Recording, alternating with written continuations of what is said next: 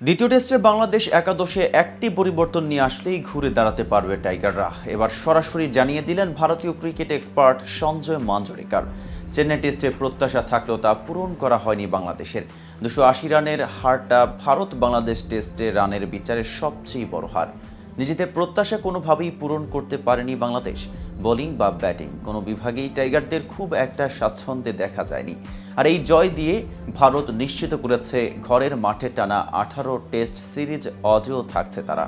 কিন্তু কথা হচ্ছে, টাইগারদের এমন ভরাডুবির কারণ কি? ব্যাটিং ও বোলিং বিভাগের এমন বেহাল দশা নিয়ে এবার মুখ খুলেছেন সঞ্জয় মাঞ্জরেকর।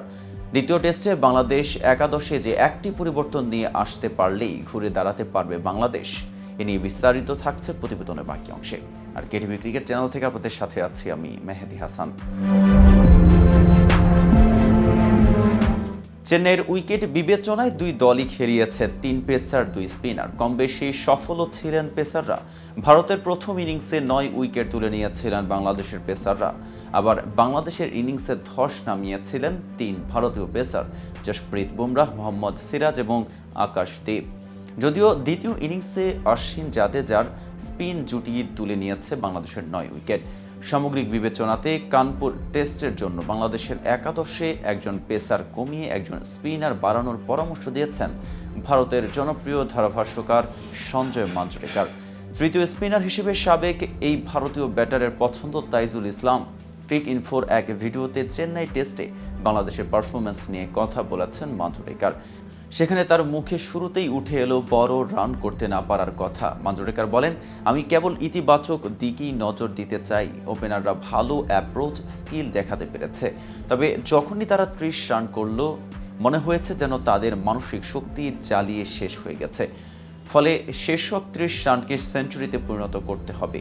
যদি আপনাকে ভারতের মতো দলকে চ্যালেঞ্জ জানাতে হয়। তাইজুল ইসলাম এবং সিনিয়র ক্রিকেটারদের প্রসঙ্গে মাঞ্জরেকর বলেন, সাকিব মুশফিকরা তরুণ নয়, তারা অনেক দিন ধরে খেলছে। ফলে এসব সিরিজে তাদের আরও শক্তপোক্ত হতে হবে মানসিকভাবে। সাথে লিটন দাসেরও এসব জায়গায় তাদের উন্নতি লাগবে বাংলাদেশের। এর বাইরে তাদের পেস ইউনিটে আসার আলো রয়েছে। তাদের ব্যাটারদের ভালো সামর্থ্য আছে। স্পিন তাদের জন্য কোনো সমস্যা হবে না। তাইজুলকে কেন কানপুরে দেখতে চান মাঞ্জরেকর, তার ব্যাখ্যাও তিনি দিয়েছেন। মাঞ্জরেকর বলেন, টার্নিং পিচে তাইজুল আসলে ভারতকে তারা বিপদে ফেলে দিতে পারে। ভারতে খেলতে আসলে আপনি চাইবেন না 3 পেসার খেলাতে। গ্রিন টপে খেললেও তৃতীয় বা চতুর্থ দিনে গিয়ে পিচ টার্ন করবে। 2 জন পেসারই যথেষ্ট। তাইজুলের ফেরা উচিত একাদশে। তিনি আরও বলেন, কারণ সাকিবকে দেখে মনে হচ্ছে সে ব্যাটিং অলরাউন্ডার হিসেবে খেলতে চায়। ফলে এক পেসার কমিয়ে এক স্পিনার বেশি খেলানো দরকার। ভারত এটা হয়তো পছন্দ করবে না। তারা চাইবে বাংলাদেশ বেশি পেসার খেলাক।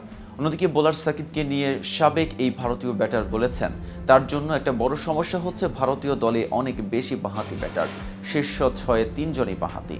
যশস্বী জয়সওয়াল, ঋষভ পন্থ এবং রবীন্দ্র জাদেজা 3 জনই বাঁহাতি এবং তারা ভালো ব্যাটারও। ফলে সে কিছুটা চাপে ছিল। আর একটা সমস্যা হচ্ছে উইকেট টার্নিং ছিল না। সাকিব এমন বোলার যে টার্নিং উইকেট পেলে ঠিকঠাক বোলিং করে ব্যাটারদের সমস্যায় ফেলতে পারে।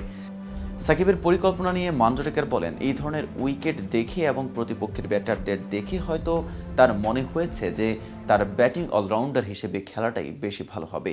কারণ প্রথম ইনিংসে যে ধরনের ব্যাটিং সে করেছে মনে হচ্ছিল বেশ উজ্জীবিত হয়ে আছে। বোলিংও তাকে আমার তেমন উজ্জীবিত মনে হয়নি। তো ভিউয়ার্স, ভিডিওটি সম্পর্কে আপনাদের কোনো মতামত থাকলে জানাতে পারেন কমেন্ট বক্সে। সাথে নিয়মিত ক্রিকেট আপডেট পেতে কেটিভি ক্রিকেটের সাথেই থাকুন।